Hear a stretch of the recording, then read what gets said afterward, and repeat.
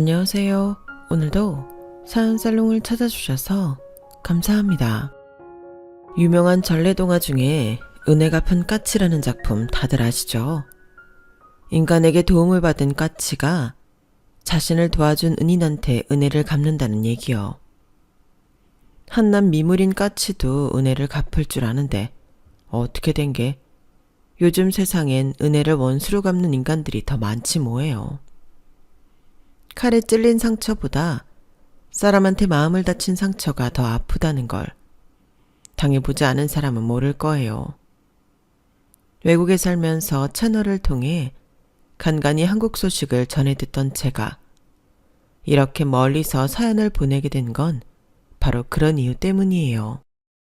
내 마음에 비수를 꼽은 인간이 절대 고개 들고 다니지 못하도록 온 사방에 퍼뜨릴 생각이거든요.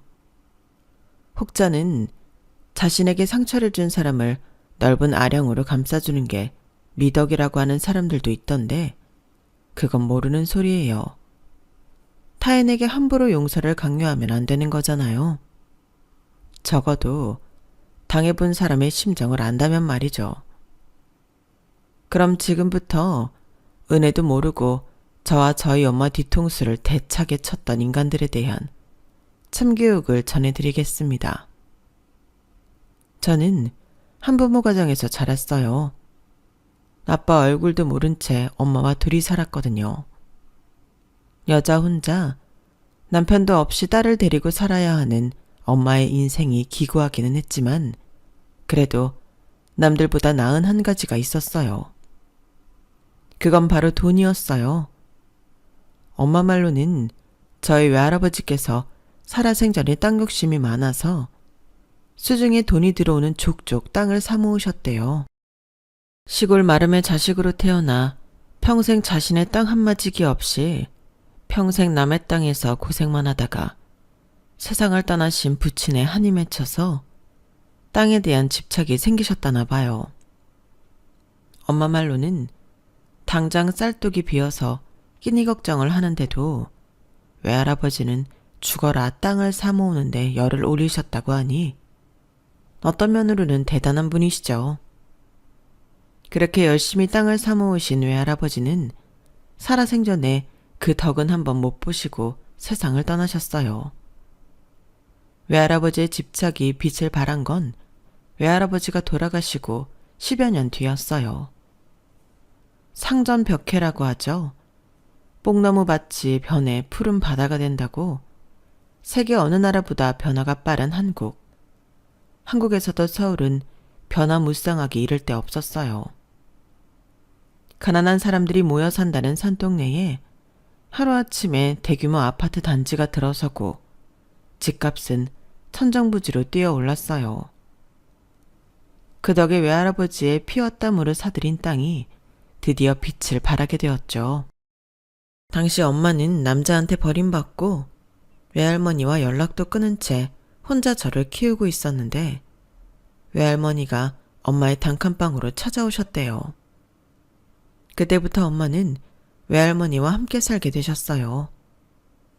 외할아버지가 남겨주신 땅을 팔아 대학가에 건물을 하나 샀어요.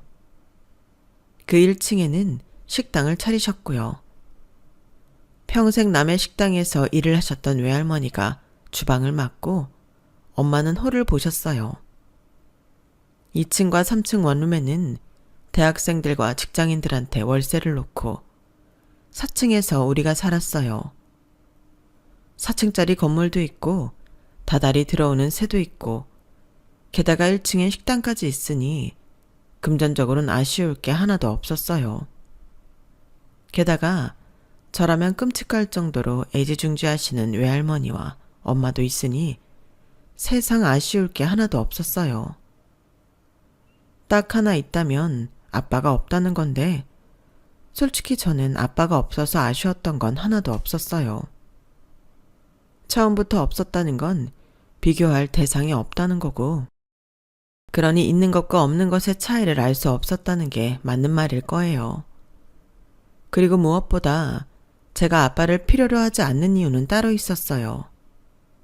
아빠는 온갖 감언이설로 미래에 대한 청사진을 보여주면서 엄마를 꼬셨고 임신했다는 말을 듣자마자 도망치듯 유학을 떠났어요. 그런 사람이 아빠라고 있어봤자 뭐가 좋겠어요.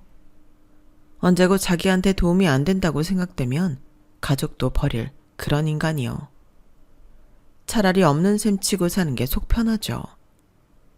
그래서 아빠의 부재에 대한 아쉬움은 없어요. 없는 걸 아쉬워하기보다는 지금 내 곁을 지켜주는 사람들을 아끼고 보살피는 게 더 중요하다고 생각했어요. 그래서 착한 딸, 착한 손녀로 살려고 노력했어요. 식당은 크게 잘 되지는 않았지만 그래도 우리 식구 먹고 사는 데는 충분할 정도로 됐어요.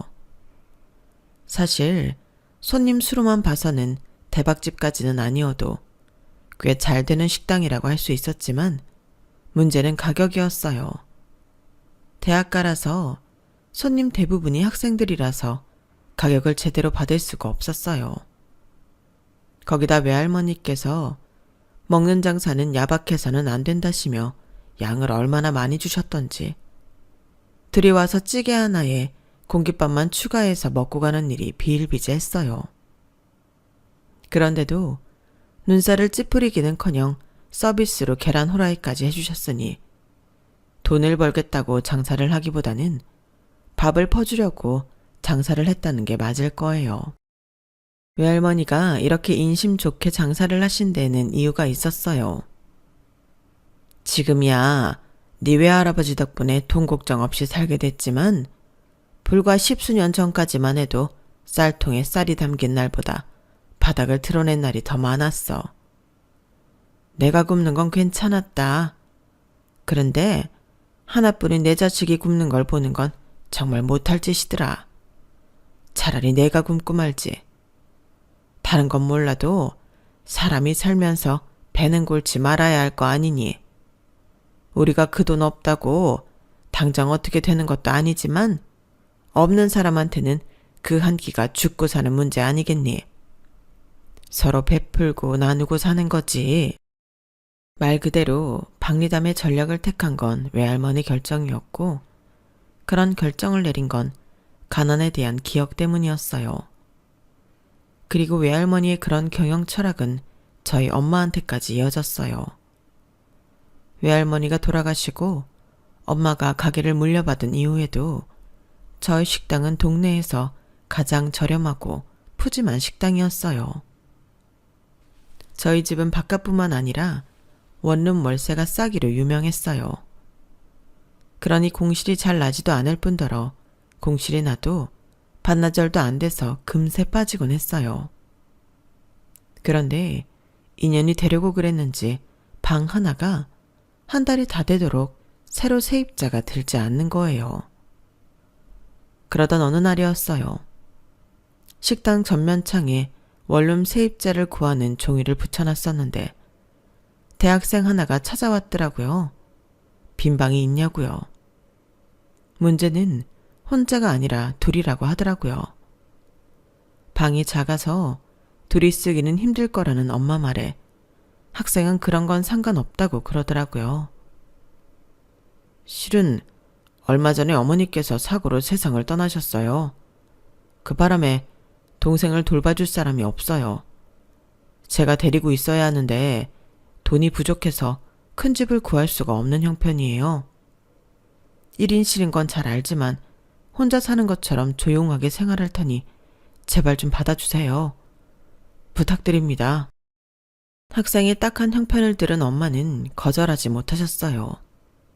엄마 성격에 당연한 결과였죠. 그렇게 학생은 중학교 동생과 함께 저의 원룸에 들어와 살게 되었어요.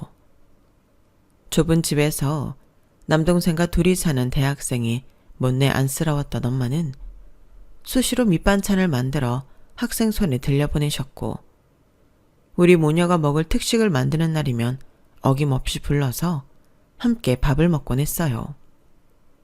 당시 저는 고등학생이라서 학원에 다니고 있었는데 수학이 유독 뒤처져서 따로 수학 과외를 따로 해야 하나 고민 중이었어요. 그러던 차에 엄마가 3층 대학생한테 과외를 받아보면 어떻겠냐고 하시더라고요. 몇 달 지내면서 보니까 사람이 참 성실하고 괜찮더라. 어린 동생까지 챙겨가며 사는 게 기특하기도 하고. 무엇보다 공대생이니까 수학은 잘할 거 아니니.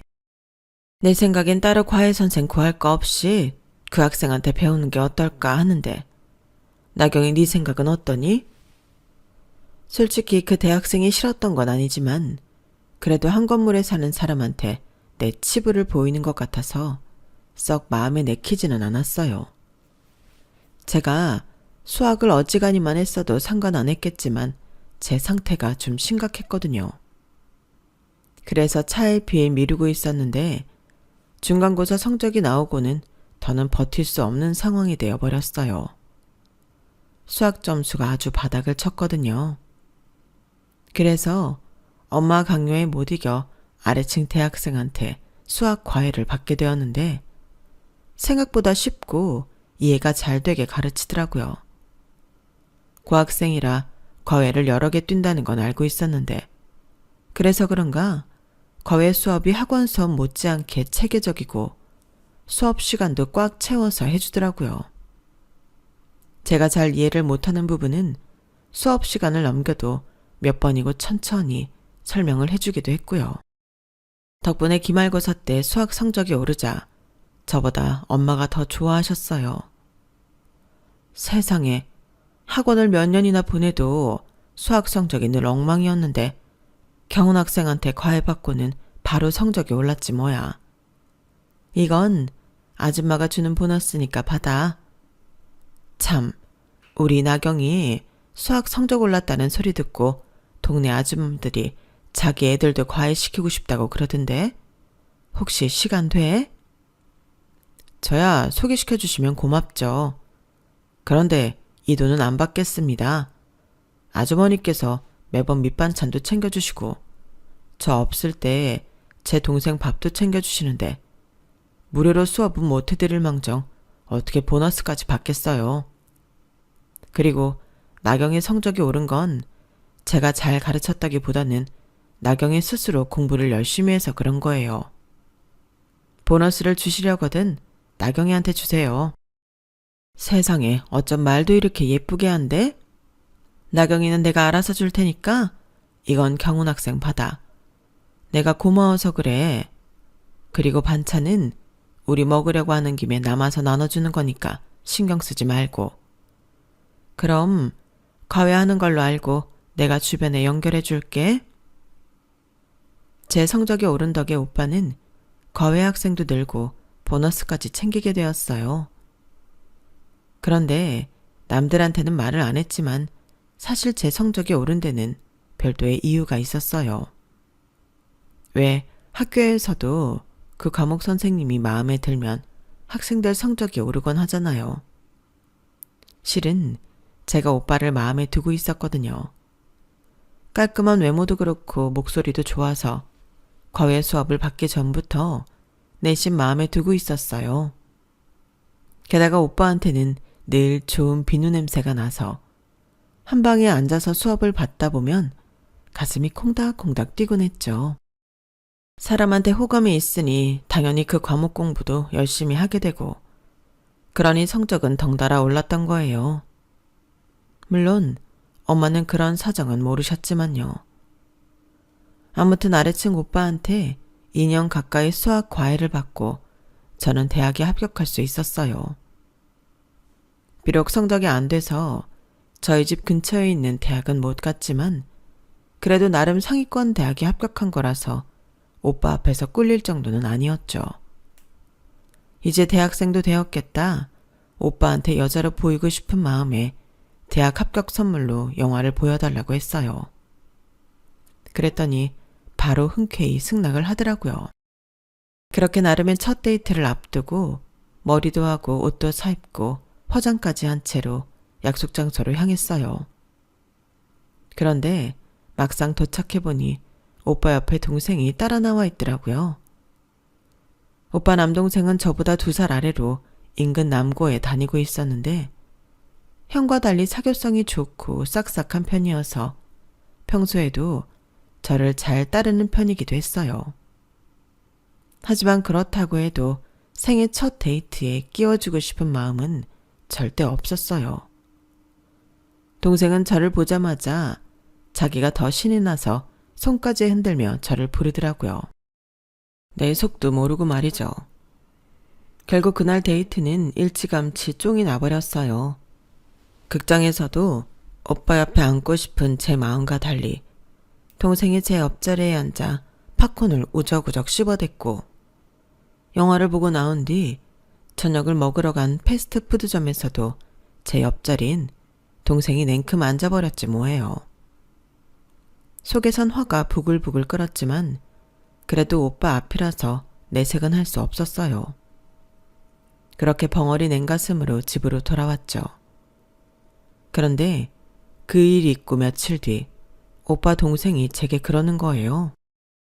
우리 형은 화장 진한 여자 안 좋아해. 추운데 짧은 치마 입는 것도 안 좋아하고. 그런 걸 이해를 못 하거든. 추운데 왜 그러고 다니나 할걸? 누나가 알아두면 좋을 것 같아서 말해주는 거야. 그 말을 하면서 개슴츠레한 눈으로 저를 보는데 순간 아, 이 녀석이 내가 지네 형을 좋아하는 걸 눈치챘구나 생각했어요. 아니나 다를까 우연히 길에서 저를 만나기라도 하면 얼른 달려와서 묻지도 않은 자기 형 얘기를 늘어놓지 뭐예요. 워낙 넉살 좋은 녀석이라서 그러려니 하고 넘어가려 했지만 자꾸 오빠 앞에서도 설레발을 치는 게 거슬려서 도저히 가만 못 두겠더라고요. 그래서 발렌타인데이를 앞두고 따로 불렀어요. 그리곤 솔직히 말했죠. 제가 오빠를 좋아한다고요. 그랬더니 지가 더 신이 나서는 둘이 잘 되게 도와주겠다고 그러더라고요. 미덥지는 않았지만 그래도 내 편이 되어준다는 말에 조금은 위안이 됐어요. 과외를 할 때는 그래도 일주일에 2번은 꼬박꼬박 수업 때문에라도 보곤 했는데 제가 대학에 들어가고는 우연히 마주치는 것조차 어려워졌거든요. 그때 저는 잘 몰랐는데 오빠는 4학년이라 취업 준비로 한창 바빴던가 봐요. 과외랑 아르바이트 하면서 학비 벌랴, 강의 들으랴, 취업 준비하랴.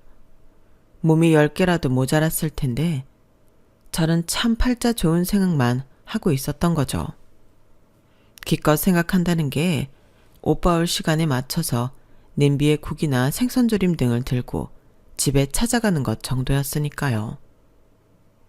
그렇게 얼굴이라도 한번 보고 오면 애가 타고 그러다 되려 오빠한테 서운해하기도 했어요.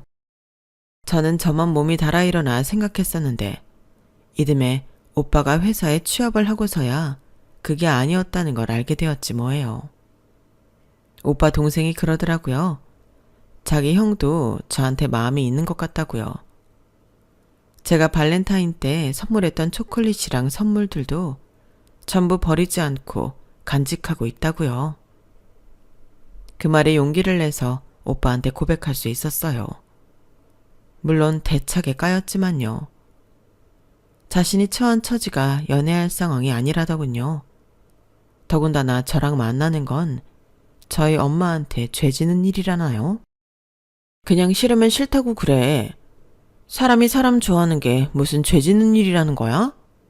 내가 마음에 안 들어 그러는 거라면 그냥 솔직하게 말해. 다른 핑계 대지 말고. 더 자존심 상하니까. 그때 저는 엄마 덕분에 사는데 어려움 없이 살았던 터라 오빠 상황을 이해하지 못했어요. 작은 원룸에 덩치 큰 동생과 둘이 살면서 생활을 책임져야 하는 처지에 철없는 주인집 딸내미한테 대시를 받는 게 그리 즐겁기만 한 상황이 아니라는 걸요. 사귀어도 주인 아줌마한테 눈치 보이는 일이고 혹시라도 사귀다 헤어지게 되면 그땐 집을 빼고 나가야 할 상황이 되는 거니까요. 연애 하나에 너무 많은 걸 걸어야 하는 거였죠. 그런데 저는 철없이 사랑 타령이나 했으니. 그런데 어이없게도 이 상황이 동생의 말 한마디에 깔끔하게 정리되었어요. 방학 때 저희 엄마 식당에서 서빙 알바를 하던 오빠 동생이 저희 엄마한테 단도직입적으로 물었던 거예요. 자기 형이랑 저랑 사귀면 어떨 것 같냐고요. 그랬더니 저희 엄마가 경훈이라면 내가 대천성이지 어디 하나 버릴 거 없이 속이 꽉 찬 사람이잖아. 난 정말이지 경훈이 같은 사위 하나 얻으면 소원이 없겠어. 정말요? 그럼 이참에 둘이 사귀면 되겠네요. 저도 나경이 누나가 내 형수 되면 좋겠거든요. 그렇게 쿵짝이 맞은 엄마와 오빠 동생은 본격적으로 우리 두 사람을 붙여주려 나섰고, 그 바람에 우리 두 사람은 못 이기는 척 같이 영화도 보고 데이트도 하게 되었어요. 그렇게 등 떠밀려 시작한 연애였지만 실은 너무도 원했던 순간이라서 사귀는 동안 한 번도 싸운 적 없을 정도였어요. 그러다 제가 대학을 졸업하던 해 가을, 우리는 결혼을 하게 되었어요. 남들은 결혼을 하면 분가를 하기 마련인데 우리 부부는 그 반대였어요. 식을 올리기 전에 살림을 합쳤거든요. 집을 구해 나갈 거 없이 엄마 집에 남편과 시동생이 들어오는 형태로요. 당시 시동생이 군에서 제대한 지 얼마 안 되는 상황이라서 취업 전까지 저희 엄마 가게 일을 돕고 있었거든요. 그러다 보니 따로 집을 얻어 살기보다는 한 집에 사는 게 낫겠다고 엄마가 그렇게 하자고 하셨어요. 남들이 뭐라던 그게 무슨 상관이니? 비록 경준이랑은 사돈지간이기는 하지만 그래도 같이 찬 세월을 생각하면 가족이나 다름없잖아. 경준이 결혼하기 전까지 다 같이 살자. 얼마 안 되는 식구끼리 따로 사는 것도 웃기잖니? 그렇게 시작된 동거는 남들이 보기에는 이상해 보였을지 몰라도 저희 가족한테는 너무도 당연한 선택이었어요. 저희 엄마한테 제 남편과 시동생은 자식이나 다름없었으니까요. 엄마 말대로 시동생은 결혼해서 독립할 때까지 저희 집에서 같이 살았어요. 결혼한 뒤에도 명절에 저희 집으로 명절을 새로 오곤 했고요. 그래서 남편이 독일 지사로 발령이 났을 때 홀 엄마를 두고 독일로 향할 수 있었어요. 당시 시동생 부부는 저희 집 근처에 살고 있어서 조금은 안심이 됐거든요. 처음 1년은 독일 생활에 적응하느라 한국에 올 수 없었고, 그 후에는 다들 알다시피 코로나 때문에 하늘길이 막혀서 한국에 올 수 없었어요. 그런데 하루는 엄마가 전화를 했더라고요. 시동생네 전셋집 계약 기간이 다 됐는데 집을 못 구해서 아래층 원룸에 드릴까 한다고요. 그럼 살림살이는 어쩌고? 원룸에 다 안 들어갈 텐데? 일단 옥상 창고에 넣어둬야지. 코로나 때문에 당장은 이사가기 힘들다는데 어쩌겠니? 생각 같아선 집에 들어와 살라고 하고 싶은데 너희 부부가 쓰던 침대며 가구가 그대로 있어서 들어오라고 하기가 좀 그렇더라고. 원룸에서 둘이 살기 좁을 텐데 걱정이다. 엄마만 괜찮다면 우리 방 쓰라고 해. 당장 우리가 한국 들어갈 수 있는 것도 아니고 적어도 몇 년은 더 여기 있어야 하는데 방 비워놓고 있는 것도 그렇고 무엇보다 엄마 혼자 지내는 것도 걱정되거든. 동서만 괜찮다면 상관없지 않을까? 도련님이야 같이 산 세월이 있는데 불편한 것도 없잖아. 그래? 그럼 그냥 집에 들어와 살라고 해야겠다. 애까지 키우면서 새 식구가 원룸에서 지내기는 힘들 거 아니니. 그렇게 해서 시동생네 식구들은 저희 엄마 집에서 살게 되었어요. 그땐 단순히 서로 편한 거래하는 게 좋겠다는 생각에 내린 결정이었는데 그게 나중에 큰 문제를 일으키게 될 줄은 꿈에도 몰랐어요. 처음부터 시동생과는 한 가족처럼 얽혀 살았던 터라 저도 엄마도 너무 편한 대로만 생각했던 거예요. 무엇보다 시동생 내외가 우리를 속이고 엄마 집에 들어왔다는 걸 꿈에도 몰랐으니까요. 코로나 기간 동안 엄마는 가게 문을 닫고 있었는데 그러는 와중에 집에 시동생네 식구들이 들어와 사니까 문제가 많이 발생했나 봐요. 시동생도 그렇고 동서도 그렇고 시국이 그래서 다들 일을 쉬고 있던 참이었거든요. 그 와중에 돌쟁이 애까지 키워야 하는데 집안 수입이 없다 보니 생활비 자체를 저희 엄마가 다 대고 있었는데 그걸 저희 부부한테는 말을 않고 계셨던 거죠.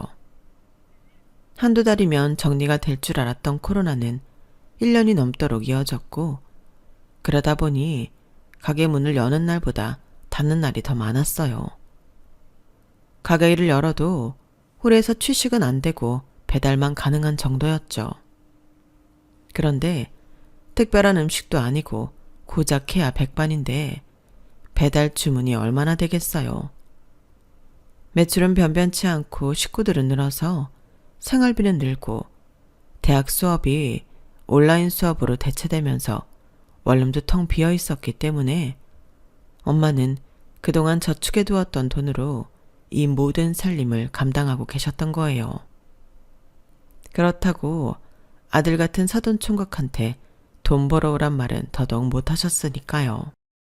그러다가 2년쯤 지나 코로나도 어느 정도 진정이 돼서 일상생활이 가능해졌는데도 시동생 내외는 여전히 저희 엄마 집에서 살고 있었어요. 시동생이 일자리를 얻긴 했지만 그동안 2년 가까이 수입이 없었던지라 당장 집을 구해 나가기 힘들다는 게 이유였죠. 그런데 그건 핑계일 뿐이고 애초에 시동생 내외는 나갈 생각이 없었던 거더라고요. 코로나가 아니었어도 이사 갈 돈 자체가 없었던 거예요. 시동생이 버는 거에 비해 동서 씀씀이가 컸거든요. 게다가 시동생 몰래 소액 대출도 여기저기서 받아놔서 매달 이자만 해도 시동생 월급보다 더 나가곤 했다나 봐요. 그렇게 빚이 쌓이고 쌓이다 보니 전셋집을 월세로 돌려 보증금까지 손을 댔고 그걸로 모자라 결국엔 월세까지 밀리면서 쫓겨나다시피 하게 된 거죠. 그 무렵 코로나까지 겹치면서 시동생은 일자리를 잃자 정말 길바닥에 나앉을 상황이 된 거예요. 양가 통틀어 기댈 곳은 하나 없고 그때 최후의 보루를 생각해낸 게 저희 엄마였던 거죠. 상황이 그랬으면 뭔가 달라져야 하잖아요. 그런데 어디 사람이 그리 쉽게 변하나요? 동서는 저희 엄마 집에 살면서도 툭하면 TV 홈쇼핑으로 간장게장며 그릇, 소형 안마기 같은 걸 사드렸어요. 누구 돈으로 그런 쇼핑을 했냐고요? 내가 참 기가 막혀서 저희 엄마 카드로 그랬더라고요. 처음에 같이 살 때는 동서한테 돈이 없는 걸 아니까 저희 엄마가 마트 배달 비용이며 음식 배달 비용을 내주곤 했더니 이후에는 저희 엄마한테 돈 받아 쓰는 걸 당연하게 여기더래요. 돈이 없으면 씀씀이라도 줄여야 하는데 10원 한 푼 안 벌면서 쓰는 건 똑같이 쓰고 살려더니 이게 말이 되냐고요. 시동생이라도 정신 차리고 자기 부인 단속을 했더라면 좋았겠지만 따지고 보면 시동생도 정신이 없기는 마찬가지였어요. 나중에 형이 한국 돌아오면 어떻게 해주겠지 하는 생각을 하고 있었더라고요. 그런 상황을 모르고 있던 저희 부부는 코로나가 종식되고도 한국에 오지 못했어요. 남편은 재택근무를 마치고 회사 출근을 하게 돼서 시간을 내기 힘들었고 저 역시 애를 키우면서 살다 보니 한국행을 쉽게 결정할 수 없더라고요. 애 학교 등하교도 시켜야 하고 남편 밥도 챙겨야 하니까요. 그래서 한국 방문을 차일피일 미루고 있었는데 몇 달 전에 톡으로 엄마 가게에서 일하시는 주방 이모님한테 문자가 온 거예요. 저희 엄마가 허리를 다쳐서 몇 달째 가게 문을 닫고 있다고요. 그런데 이상한 말을 하더라고요. 집에는 연락하지 말고 한국에 한번 들어오라고요. 그래서 이게 무슨 소린가 싶어 이모님한테 전화를 했더니 글쎄 이러시지 뭐예요. 내가 남의 집 일에 끼어들기 그렇지만 그래도 더는 못 참겠어서 연락했어. 나경아, 네 엄마 요즘 사는 게 아니다. 네 시동생 부부 말이다. 그것들이 집에 들어와 살면서 네 엄마를 아주 몸종 부리듯 부리고 살지 않겠니? 새파랗게 젊은 것들이 일도 않고 집에서 빈둥대면서 네 엄마를 부려먹고 사는데 아, 내 새끼들이었으면 당장 두들겨 패서 내쫓았지. 네 엄마가 그 나이에 가게 일하랴, 네 시동생 내 애까지 보랴, 아주 허리 한번 펼 새 없이 지내다가 결국엔 허리병 돋아서 가게 문까지 닫았잖니. 그런데도 엊그제 집에 찾아가 봤더니 네 엄마가 허리에 복대를 메고선 청소를 하고 있더라. 네 동서라는 년은 소파에 쳐누워서 과자나 처먹고 있고, 이게 말이나 되니? 1시간 넘게 이어진 이모님의 폭로에 저는 기가 막혀서 말이 안 나올 지경이었어요. 그래서 퇴근하고 돌아온 남편한테 상황을 얘기했어요.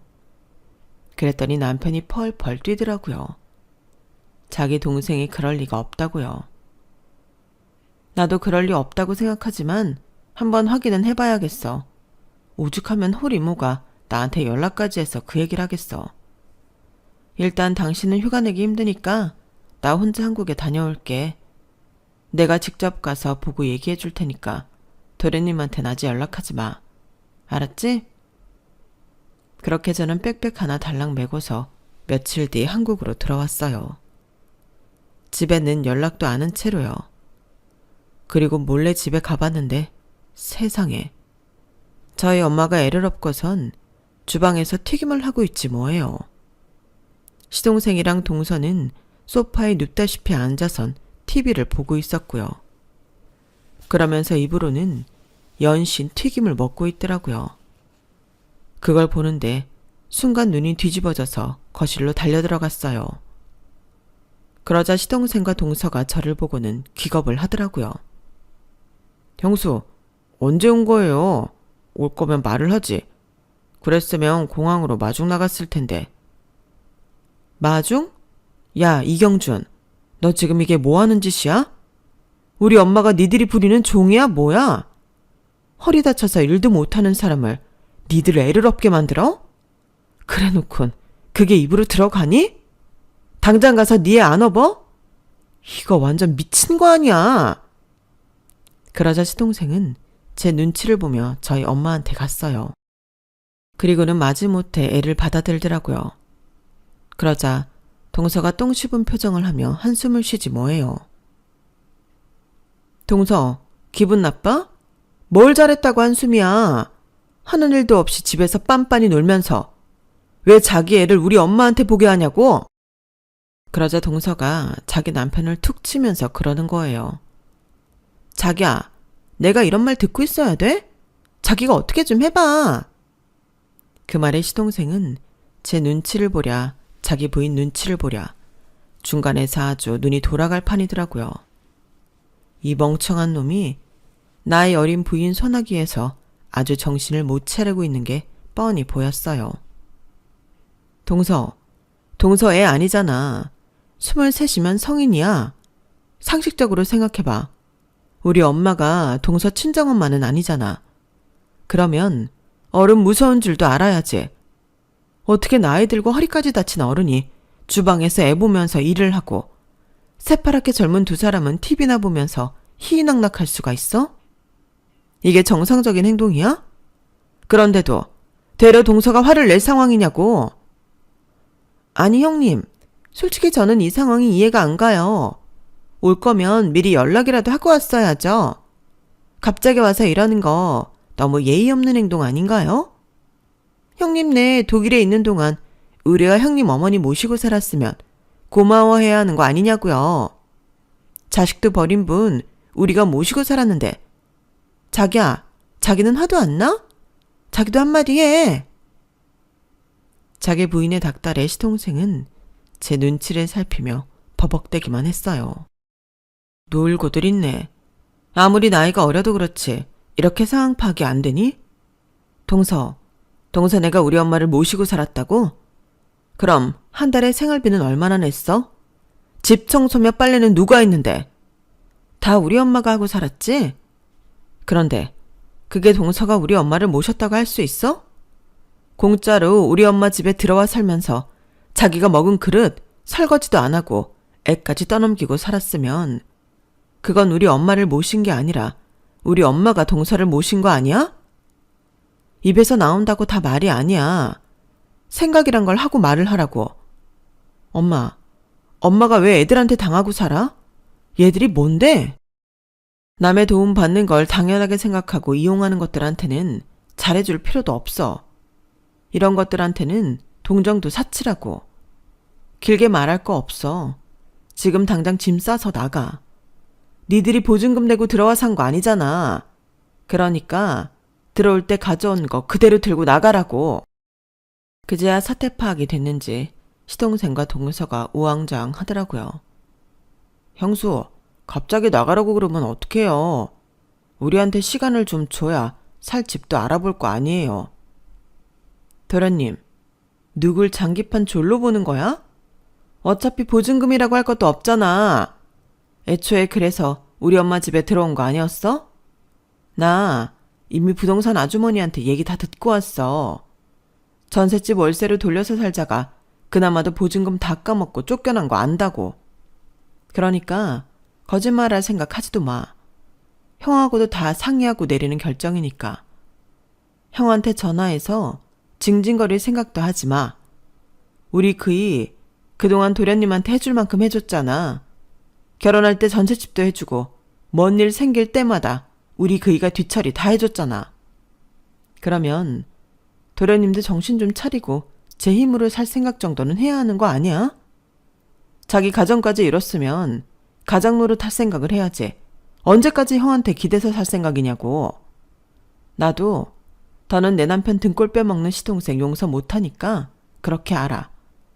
그러니 두말할 거 없이 어서 짐 싸서 나가라고.